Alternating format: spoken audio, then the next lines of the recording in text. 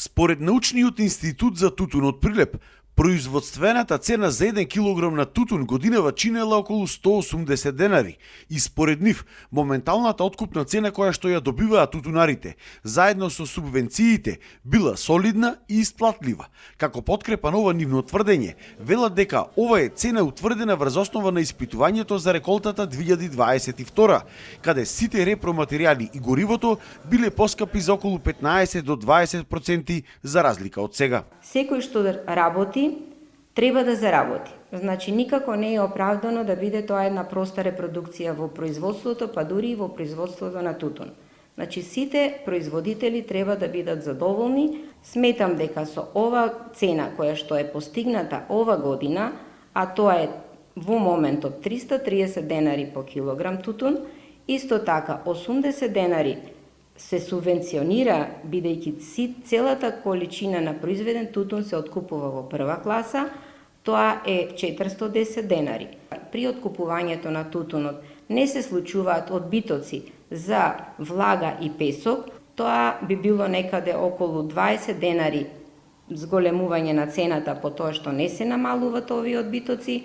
Мислам дека цената ќе дојде до 430, можеби 440 денари. Од Институтот за тутун велат дека ниту една култура во Македонија не е толку рентабилна во моментов колку што е тутунот. Годинава намалените количини се должеле пред се на лошите климатски услови.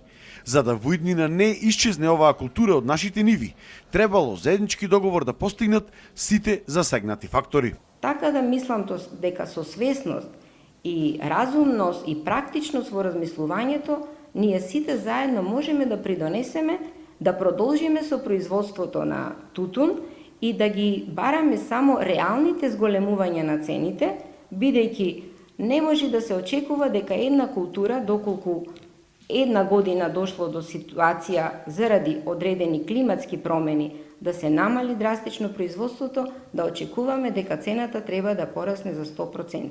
Инаку досега се откупени само околу 6 милиони килограми на тутун или околу половина од годинешниот род, а откупот оди со многу споро темпо. Од Државниот земјоделски инспекторат бараат откупувачите да ги зголемат цените за побрз откуп и потенцираат дека се потребни итни промени на законот за тутун. Па има моменти во законот за тутун кои што се покажува дека се веќе проблематични, како во класите на тутун, така во договарањето на цени, начин на договарање, заштита на тутунарите, нивните права, како тој сојуз што е актуелен, можеби треба и друга форма да се, али сето тоа треба една поширока дебата на заинтересираните страни.